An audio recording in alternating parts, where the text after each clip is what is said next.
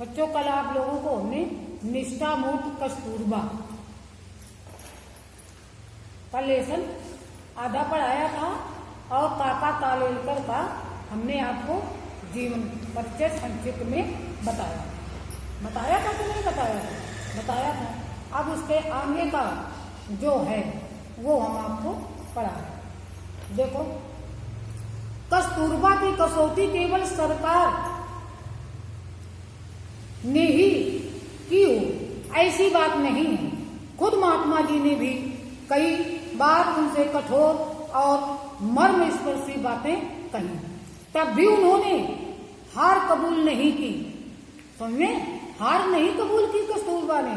पद का अनुसरण करना ही सती का कर्तव्य है।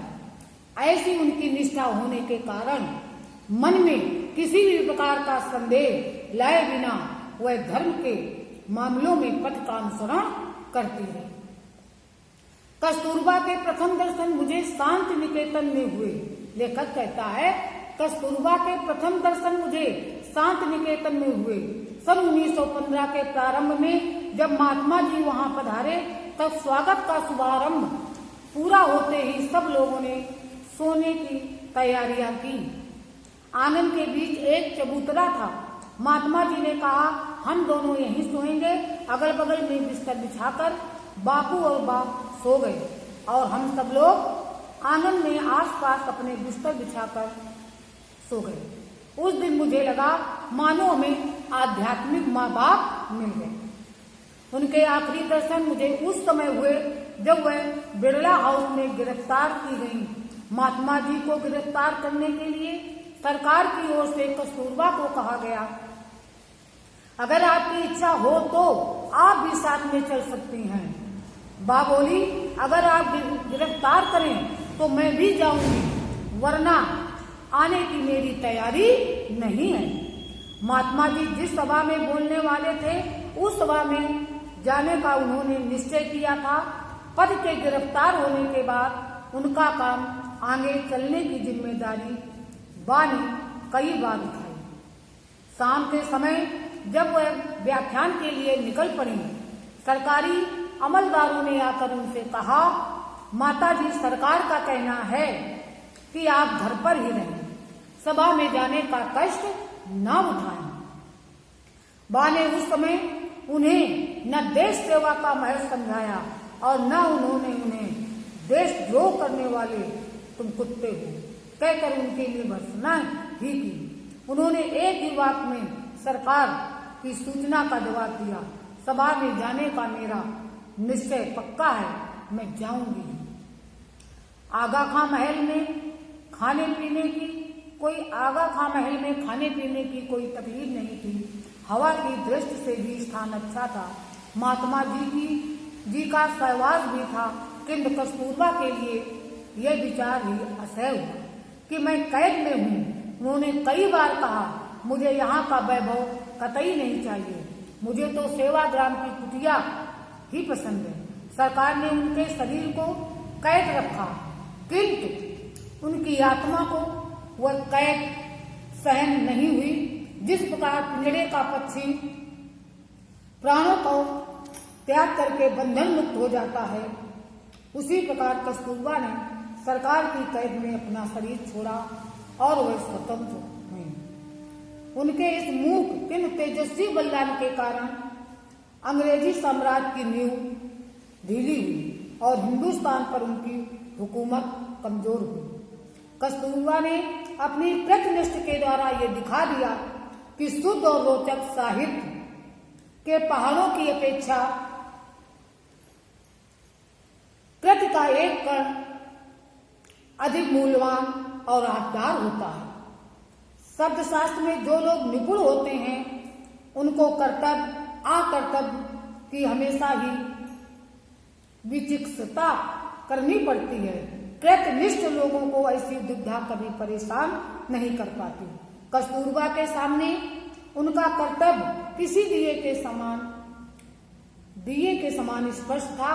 कभी कोई चर्चा शुरू हो जाती तब मुझसे यही होगा और ये नहीं होगा, इन दो वाक्यों में अपना ही फैसला सुना दे। आश्रम में कस्तूरबा हम लोगों के लिए माँ के समान थी। सत्याग्रह आश्रम यानी तत्वनिष्ठ महात्मा जी की संस्था थी। उग्र शासक मगनलाल भाई उसे चलाते थे। ऐसे स्थान पर अगर वात्सल्य की आर्द्रता हमें मिलती थी तो वह कस्तूरबा से। कई बार वह आश्रम के नियमों को ताक पर रख देती। आश्रम के बच्चों को जब भूख लगती थी तब उनकी बात बाही सुनती थी। नियमनिष्ठ लोगों ने बा के खिलाफ कई बार शिकायतें करके देखी, किंतु महात्मा जी को अंत में हार खाकर निर्णय देना पड़ा कि अपने नियम बा को लागू नहीं होते। आश्रम में चाहे बड़े बड़े नेता आए या मामूली कार्यकर्ता आए, उनके खाने पीने की पूछताछ अत्यंत प्रेम के साथ यदि किसी ने की है तो वह पूज्य कस्तूरबा ने की। आलस ने तो उनको कभी छुआ तक नहीं। किसी प्राणघातक बीमारी से मुक्त होकर चंगी हुई हूँ और शरीर में जरा सी शक आई हो कि तुरंत वह आश्रम की रसोई में जाकर काम करने लग जाती। ठेठ आखिर में उनके हाथ पांव थक गए थे, शरीर जीर्ण शीर्ण हुआ था, मुंह में एक दांत बचा नहीं था, आंखें निस्तेज हो गई थी। तब भी वह रसोई में जाती और जो काम बन सके आस्था पूर्वक करती। मैं जब उनसे मिलने जाता और जब वह खाने के लिए मुझे कुछ देती तब छोटे बच्चों की तरह हाथ फैलाने में मुझे असाधारण धन्यता का अनुभव होता था। वह भले ही अशिक्षित रही हूँ, संस्था चलाने की जिम्मेदारी लेने की महत्वाकांक्षा भले ही उनमें कभी जागी नहीं हो, देश में क्या चल रहा है और उनकी सूक्ष्म जानकारी वह प्रश्न पूछ कर या अखबारों के ऊपर नजर डालकर प्राप्त कर ही लेती थी। महात्मा जी जब जेल में थे तब 2-3 बार राजकीय परिषदों का या शिक्षण सम्मेलनों के अध्यक्ष का स्थान कस्तूरबा को लेना पड़ा था। उनके अध्यक्षीय भाषण लिख देने का काम मुझे करना पड़ा। मैंने उनसे कहा, मैं अपनी ओर से एक भी दलील भाषण में नहीं लाऊंगा, आप जो बताएंगी मैं ठीक भाषा में लिख दूंगा। हाँ ना कहकर वह अपने भाषण की दलीलें मुझे बता देते।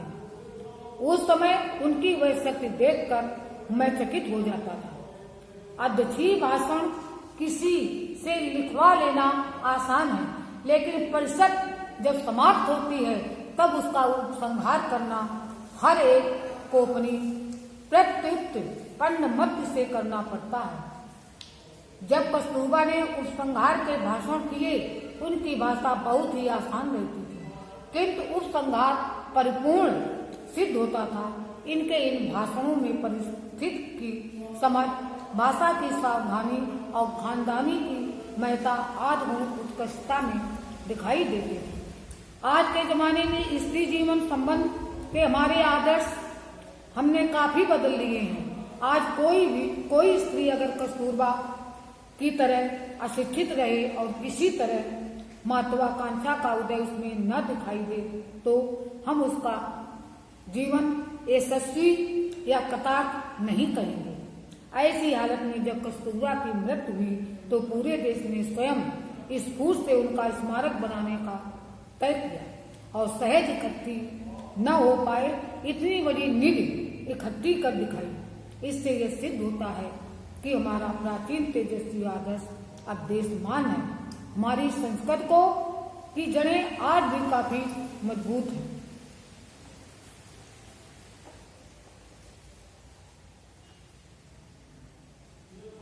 सती कस्तूरबा सिर्फ अपने संस्कार के बल के कारण प्रतिबद्ध को, कुटुंब वत्सलता को और तेजस्विता को चिपकाए रही और उसी के जोरों महात्मा जी के महात्म्य के बराबरी में आ सकी। आज हिंदू, मुस्लिम, फारसी, सिख, बौद्ध, ईसाई आदि अनेक धर्मी लोगों का यह विशाल देश अत्यंत निष्ठा के साथ कस्तूरबा की पूजा करता है और स्वातंत्र के पूर्व की शिवरात्रि के दिन उनका स्मरण करके सब लोग अपनी अपनी तेजस्विता को अधिक तेजस्वी बनाते हैं।